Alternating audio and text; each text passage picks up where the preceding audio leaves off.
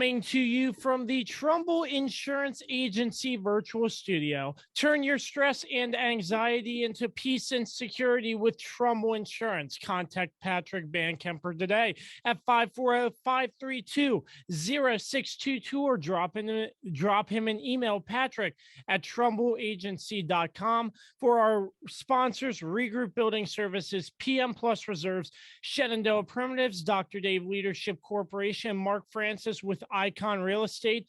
This is another production of the Kirby on Sports podcast on YouTube. We are bringing you an exclusive interview. And today's special guest, none other than Pete Medhurst. He is the voice of Navy Athletics. He is one half of the Team 980's Russell and Medhurst. Hey, and if that's not on, if that's not all, you can also catch him calling some Nats games and horse racing as well. Pete, we appreciate your time, sir. How are you? Josh, good to be with you, man. How are you? I'm doing all right, man. It's a blast to get the legendary Pete on Sports here on the Kirby on Sports podcast. So, I mean, let's start, man. I mean, it's getting back to normal. I mean, we've had a crazy ride with this pandemic. I mean, it's still affecting people and lives and stuff, but you've had the opportunity, you and Chris Russell, to go out to these different locations and restaurants recording live on set.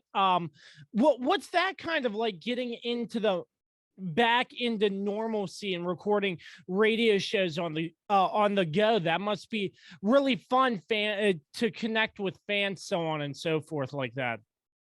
Audiences are our lifeblood, and being able to reconnect with them in a more personable way, being able to, shake hands with people and see people and talk to people and really get to know people. I mean, we get to know some of them as callers on the show who are regulars and things of that nature. But when you can talk to them in between commercials and stuff like that, and you can really get to know people, it really makes it a huge difference in my mind to be able to connect with people. They're more likely to come back and do it again and continue to listen to you when you can make that personal connection with them and show an interest in their life as much as they are in yours by coming out to your event. We've been very fortunate to be able to get out into Arlington a little bit, down at National Harbor and in College Park, where a variety of the locations have been.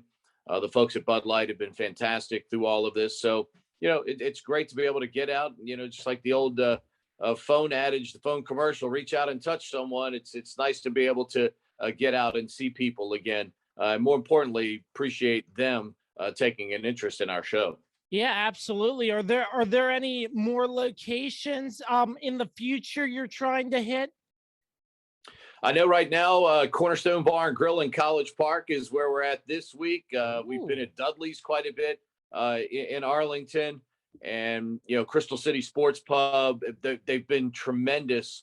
Brass Tap over at National Harbor has been outstanding for us. Great hosts, and we look forward to being back at some of those throughout this football season, as we're going to continue right now, at least through the rest of the regular season. But certainly there's ample opportunities for others out there if they want to have us come out and do the show from there. I know our salespeople are standing by, waiting to take their call and work that out. Oh yeah, absolutely. I mean, this pandemic, I've been doing my podcast essentially just off this computer via Zoom the whole night. Right. And it was crazy. I know a local owner of a pizza shop, and I was like, hey, you want us to come and do a live show for the NFL draft? And I was like, yeah, I could probably screw this up because I've never done it before.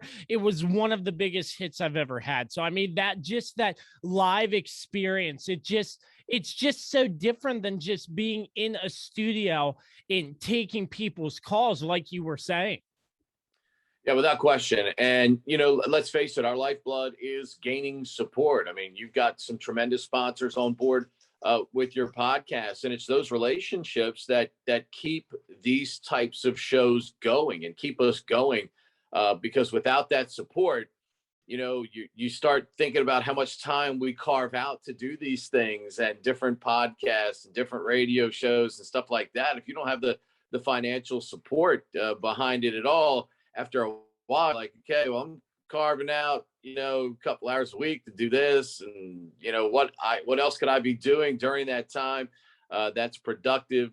Joe Miller and I do our college football podcast twice a week during the season, and it takes a lot of time, it takes a lot of preparation to do those things, and at least when you can find some support, and like you said, I mean, doing it from a pizza place, I mean, let's face it, you got people coming in at all times, but you're shining the light on someone's local business, and that, I think, in a way, makes that business the star that day, and people will remember that, saying, hey, we saw you, on Josh's podcast and stuff like that. So that's what you're looking for in that situation, and without those people supporting our different shows, there's no way we could do it. Absolutely. So, Pete, it's pretty cool looking through your Twitter account and seeing all the SoundClouds of all your football and basketball calls for Navy athletics and some for the Nationals as well. So, I would like to start with Navy and talk about how their season is looking first for football. And I know basketball has just been starting up. They got a pretty big win over UVA, from what I heard, and you were there for that, broadcasting live on the Team 980 beforehand, before calling that game. Yeah, we'll start there. The basketball win against UVA was phenomenal. It's the first win over an AP Top 25 team for Navy since 1986, Wow. when David Robinson was patrolling the lane. They beat number 9 Syracuse in the NCAA tournament, the Carrier Dome. But we've had a really good run of kids here. Ed DeChellis's team is fantastic. John Carter, Sean Yoder were fantastic. Daniel Devers, a kid from Northern Virginia who played incredibly well. Richard Njoku, one of our centers, is from St. John's College in DC. So it's great to see local kids having some success at the Division I level as well. Football wise, we just went through this toughest 7-game stretch in the history of the Naval Academy. 2 top 10 teams, 4 teams that have been ranked so far this year. A UCF team that's usually ranked, though they were without their quarterback, Dylan Gabriel. And we played 1-touchdown games against Cincinnati, Houston, and SMU. And, unfortunately, when you have an inexperienced team offensively like we have right now, particularly at the quarterback position, your execution has to be fantastic to beat those teams. And just, little moments, little detailed things right now that trip them up in that 7-game stretch, or they might have 3 of the most notable wins in the country so far this year. Even this past week, we're 17-6 with Notre Dame going to the 4th quarter. So, even when you look at the record and you think, man, they're so far away, you think about 5-6 plays over those 3 games against Cincinnati, Houston, and SMU, and things could look quite different for the kids. But a good stretch to finish the season. They're off this week. They'll take on ECU Temple, and then, of course, the big game with Army coming up in December, one of the great spectacles in all of college football. And, as I tell people all the time, I'm just blown away that I'm one of 129 guys that do Division I football each and every week. And along with that, I get to do, Navy, Notre Dame, Army, Navy. And there are thousands of people that would love to be able to do the same thing. So I consider myself incredibly lucky to be able to tell the stories of great student athletes that, let's face it, when they sign up to come to the Naval Academy, we have 33 varsity sports. They're playing Division I athletics, but for a minimum of 5 years upon graduation, they're, as you and I are taping this on Veterans Day, they are, signing up to protect our freedoms and our way of life. And to be able to tell those kids stories is very humbling each and every week during the course of the school year. Yeah, it must be such a cool experience for you, Pete. Just Army Navy, just one of the biggest games between the Army and the Navy. I'm sure you have a lot of memories from your times calling those games. Malcolm Perry going over 300 yards in the Army Navy game in 2019. Just, one of the most amazing college football performances in a single game you'll ever see. And to be able to call that game on that stage at that time, simply fantastic, as the Mids were able to get the victory 31-7 that day. Keenan Reynolds set the all-time touchdown rushing mark, for rushing touchdowns in college football. To be able to call his games on that stage and to see him beat Army the way he was able to. It's just, look, we're talking about, kids that are the best and brightest for a reason. Not everybody can show up at the service academies and get in from an admission standpoint. And, to be able to tell their stories and some of the things we've seen through the years is simply fantastic. Yeah, absolutely. So, Pete, I'm curious with the amount of stuff you have right now with Navy Athletics, the Team 980. I'm not sure how big horse racing is this time of year. What's the prep work like going into a football game or a basketball game? How much time beforehand do you have prepping before per se a football or basketball game? Great question. We're very blessed at the Naval Academy. We have an incredible sports information staff. Our notes each week are as good as it gets in the country. They make it very easy to prepare for our games. We have a lot of great sports information directors in the American Athletic Conference who also make it incredibly easy. The horse racing part is I use a memorization technique that I learned from Tom Durkin, one of the great race callers of all time, on one of his videos that he put out. And, for now, I'm still able to use memorization over a 9-horse field or a 10-horse field if I'm ever filling in for Paul Espinosa at Charlestown. But, there's going to come a time where I'm going to have to find some kind of alternative for that. But I'm very lucky. I skipped first grade. My reading comprehension level was, according to them, at a ridiculous level at that time because I, have a photographic memory. But, I do little things like I have index cards here, on my desk, and I'll, fill these out. It's a technique I saw that Wes Durham, who's the voice of, the ACC network and the Atlanta Falcons. And I really like some of the things that Wes did with that. So I've incorporated that into my football preparation this year, and I'll likely do it with basketball coming up as well. It puts, you want to make sure you have the nuts and bolts right in front of you at all times. You don't want to be shuffling through notes, pages of notes, trying to find stuff, and just learning different techniques that other people I've seen through the course of the years. You got to put in a couple hours, usually a week, depending on the game. November is an incredible month for me with basketball and football crossing over. So got to be really judicious with your time. Sometimes it's a lot of late night hours because what little time at home I get, I like to be able to, give that to my daughter and stuff like that. So it takes a lot of time. There's no question about it. And, if you don't do it, you look like a fool when you're broadcasting games. So if you either do it or you don't. And it's a matter of how much pride you have in your work. There's no question about that. Yeah, I can imagine that. And with that crazy schedule with football and basketball lapping over, you're probably doing Russell and Medhurst on the road most of the times, aren't you? I do it from Rosecroft every Wednesday. Tuesday I did it from Charlottesville. Monday I'll be doing it. Well, Friday I'll be doing it from Annapolis because we have the Veterans Classic. Navy plays Virginia Tech on Friday night. The first game is Richmond and Utah State, so it's a doubleheader in Annapolis. We broadcast both games. Monday I'll be doing the show from Louisville because Navy is at Louisville in men's basketball on Monday night. So yeah, we do. Sometimes the beauty of it is we have a Comrex access that's about this big. All I need is an Ethernet cord or a good wireless connection. Usually my hotspot on the phone is good enough to do it. So I could literally be walking around my neighborhood, walking the dog if I wanted to. The technology is crazy. I mean, there used to be a time where I remember doing games where, we're running 100 feet of phone cord just to plug into a phone to be able to broadcast a basketball game or a football game. The technology has improved incredibly where we are in 2021. That makes it very easy for us.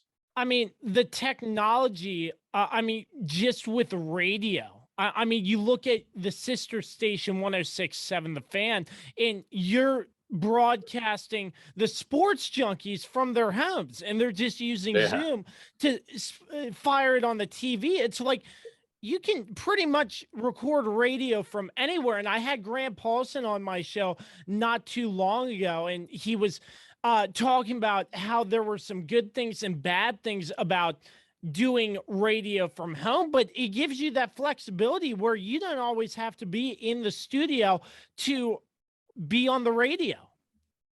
It's crazy. I mean, obviously right now you and I are talking, I'm doing it with my phone. I mean, all my pregame interviews with my coaches, I do with my phone. About the only thing that trips me up here at the house is if somebody's outside, my dog starts barking. She's like the ultimate security dog. You come anywhere near our property, she's gonna let you know. And that's about the only thing that trips us up here on the home front for the most part. But I do the show when I'm not on the road. I do the show from home every day. And in this day and age, as a father, I'm able to cook dinner for my family, as well. I'm able to at least spend a little more time with my daughter, who's 13, terrific softball player, and be able to spend a little more time with her, helping her with her craft. And, I think the one thing life teaches you, and the one thing I've learned from just working with athletes at the Naval Academy on this, time management is incredibly important. Valuing your time is incredibly important. And, right now at this point in my life, we don't get time back. I've got two boys, that have already gone through the cycle. One scored 1,000 points at the Division I level, and I missed a lot of his games in college, and it really bothered me, that I was able to do that. I got another son that's coaching in college basketball right now. I want to be able to go watch him coach and his team play this season. So it's, you got to try to figure out how to manage your time. It's the most important thing I think we do in life, is making sure we prioritize things in the right way. Because if anything, the last 18 months with this pandemic have taught us, we're guaranteed nothing. Your number can come up at any time, and you need to prioritize things as much as humanly possible with your family right now, as we've seen some families torn apart, untimely during this pandemic. Yeah, that is very well said, Pete, right there. So my next question, I want to sort of cycle back to last year when the pandemic was pretty crazy. Yes, there was college football, but I'm going to go back to one video you tweeted.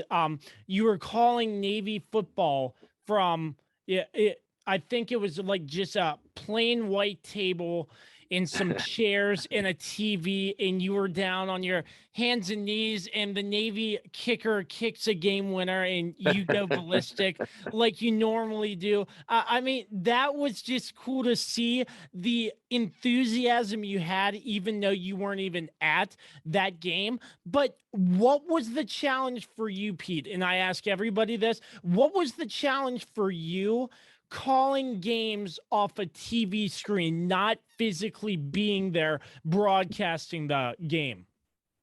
It's a great question. And I think when you were calling games off TV, being able to do the nuts and bolts, okay, quarterback, running back, throwing, who's tackling, whatever, you miss everything else though.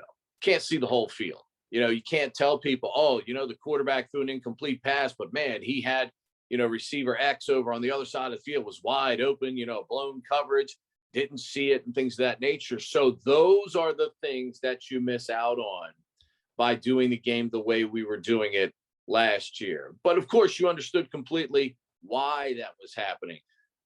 Otherwise, it was, jam a Q-tip up your nose 4 or 5 times a week like the players were. And I think we forget that. The only reason we had college athletics last year was because kids were willing to have a Q-tip stuck up their nose 5 or 6 times a week to make sure they were passing the COVID-19 test so they could go out and play.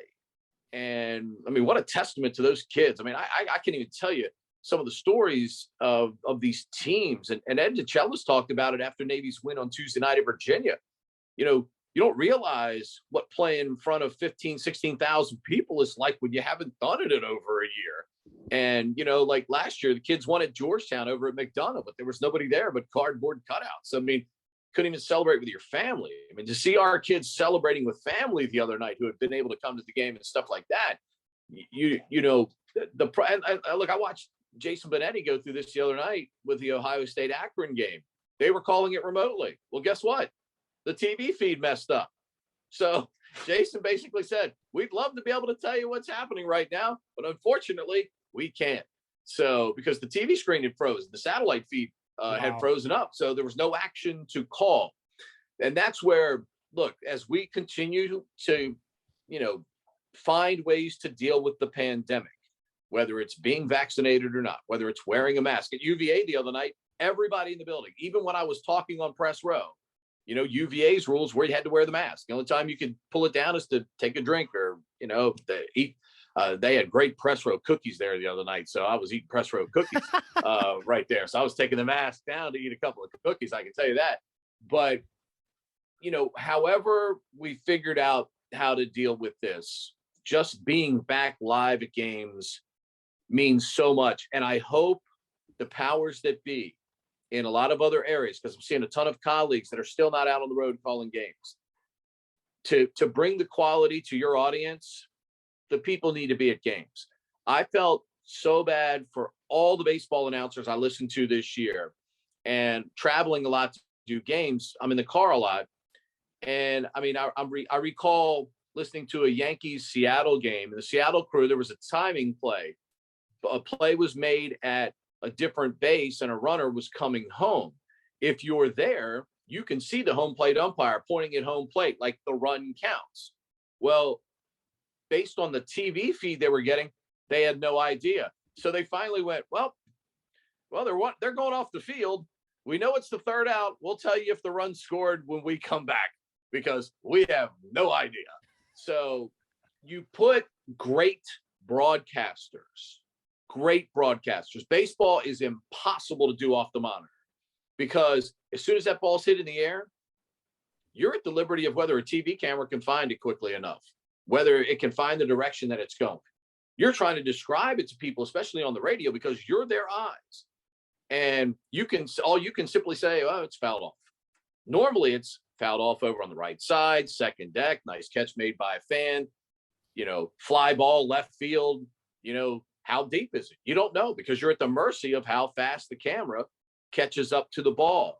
And I just hate seeing our profession disrespected the way it has been disrespected a lot here lately by a number of people who I think are looking at it simply from a pennies, because they're saving pennies. They're not saving hordes of money by any stretch in doing this. Trust me, the players are getting paid all the millions. It's not the broadcasters.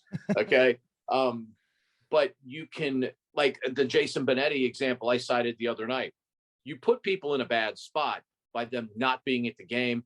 And I hope we can resolve this sooner rather than later. I'm fortunate with Navy. We've been on the road everywhere for football this year, and we're going on the road for basketball. But, I understand, in certain schools, certain rules, certain arenas.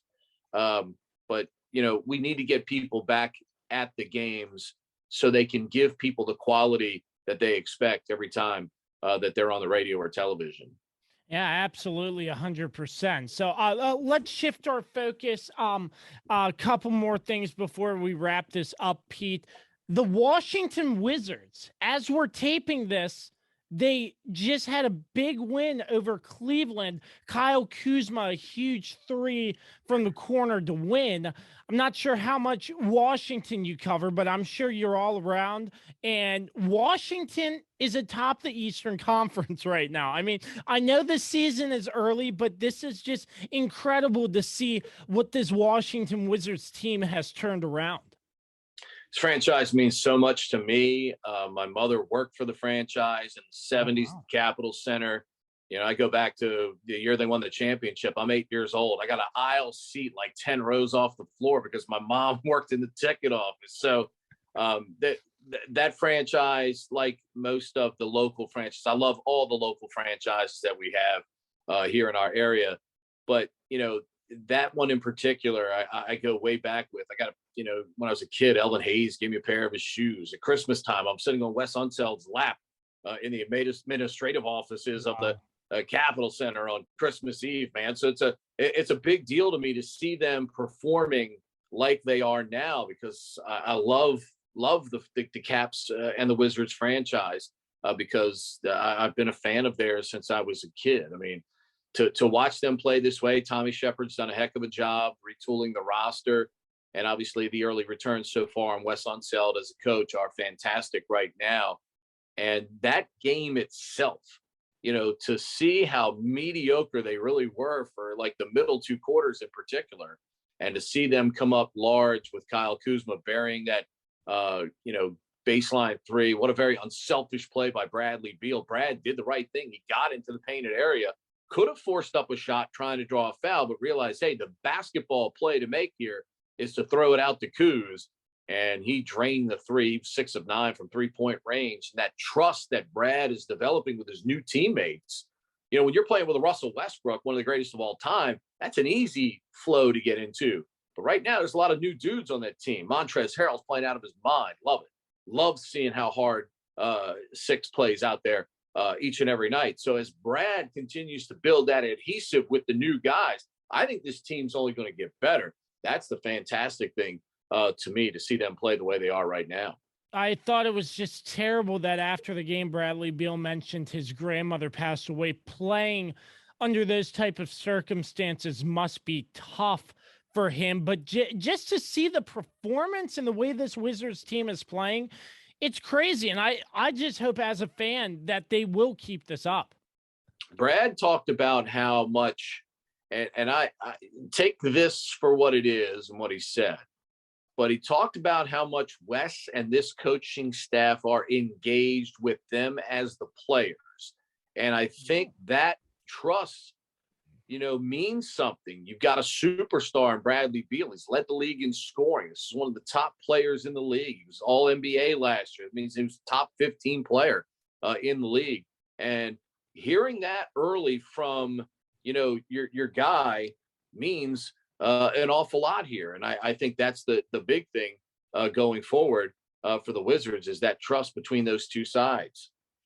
Yeah, absolutely. So, moving on, I saw on your Twitter feed once again you were doing a preview of what was to come on the Team 980 Russell and Medhurst, and you said that we were going to hear Chris Russell's reaction to this whole Aaron Rodgers situation.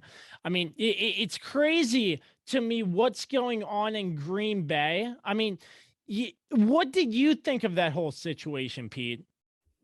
Everybody makes their own choices, and they have to deal with the consequences of their choices, whether it's in life, whether it's every day, what we do in our careers, whether we do in our professional lives, our personal lives. The beauty of this country is you have the right to choose a lot of what happens to you and what you do. But you also have to be willing to deal with the circumstances and any penalties that may come along with what you do. If you go out and you rob someone, you're going to jail. If you shoot someone, you're going to jail. If you steal, like I said, you're going to jail. So there's consequences for everything that you do. But, Aaron chose what in some ways looks like a bit of a deceptive path. That Cal education that, which you can do a lot of great things with a Cal education. You put your resume out there and somebody sees Cal on it, they're like, oh, okay, cool.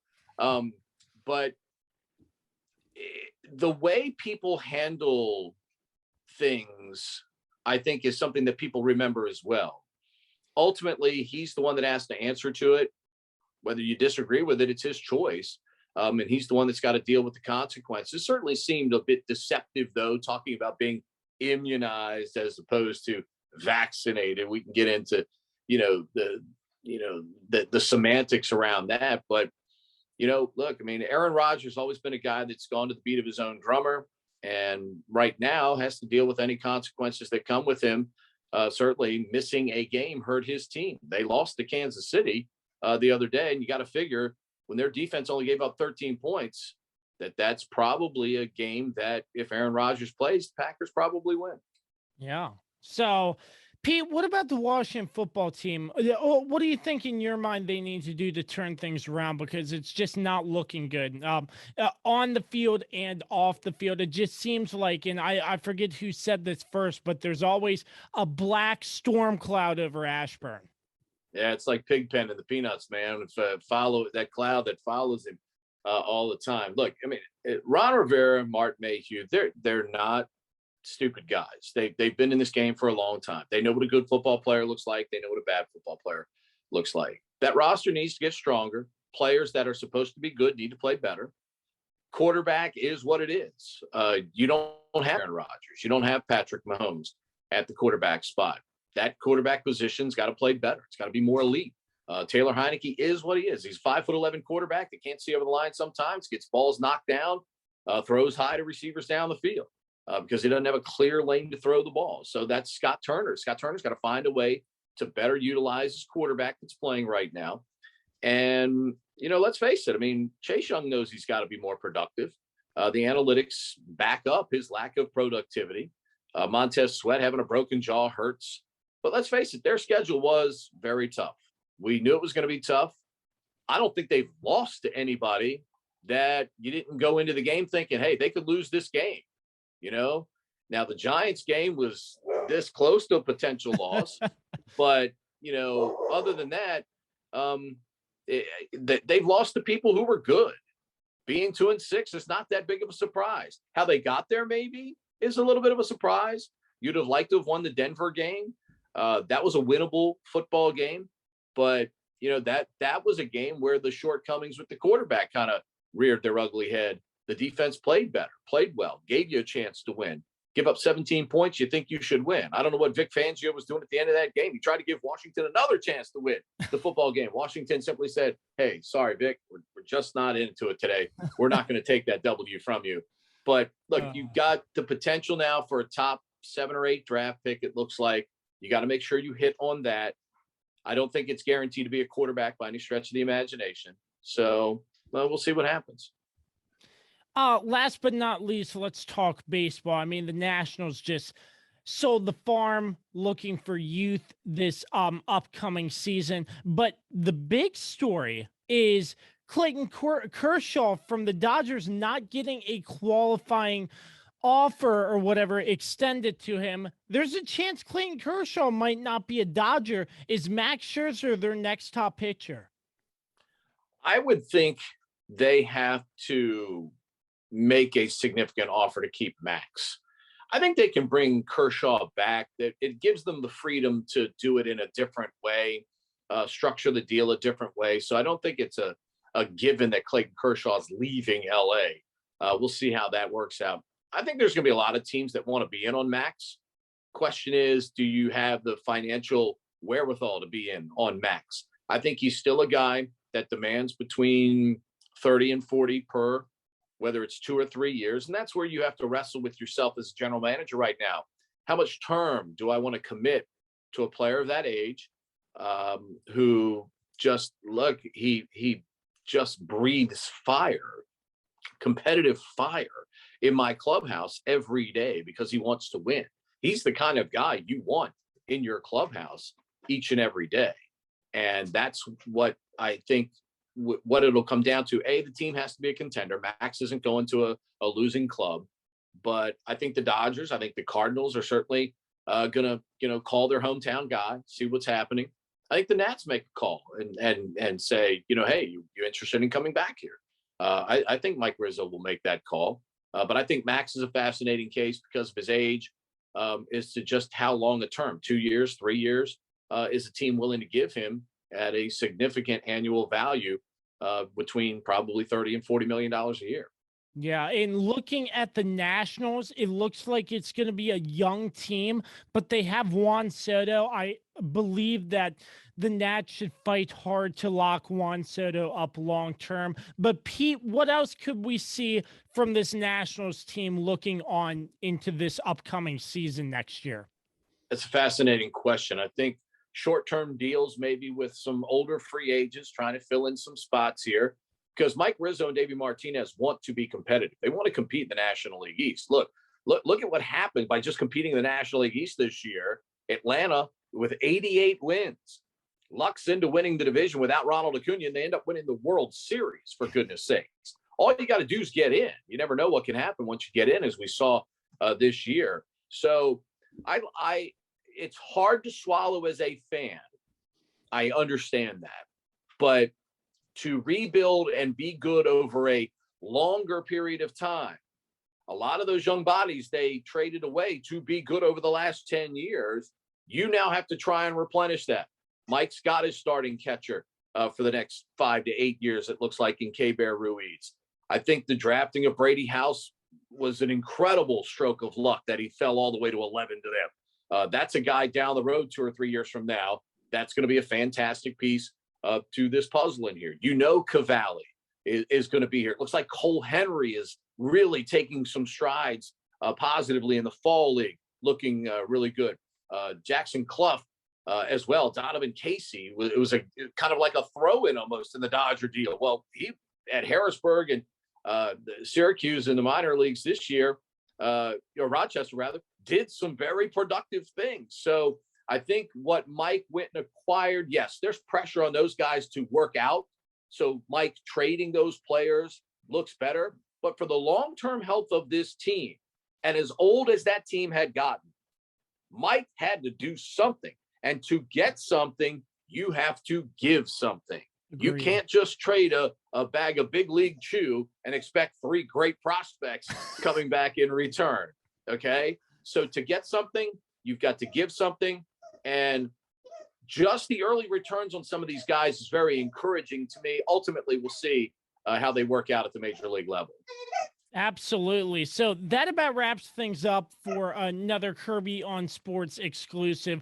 Thanks to our sponsors once again, Patrick Van Kemper with Trumbull Insurance Agency, and the rest of our sponsors: Regroup Building Services, PM Plus Reserves, Shenandoah Primitives, Dr. Dave Leadership Corporation, Mark Francis with Icon Real Estate. Once again, it's Pete Medhurst, the voice of Navy Athletics, the Team 980, one half of the Russell and Medhurst show. He does horse racing as well. He does it all. Pete, I can't thank you enough for the time, sir. Let's do it again soon. Josh, appreciate you, pal. Thanks for having me. Until the next time you see us, always remember to create greatness. So long and peace out.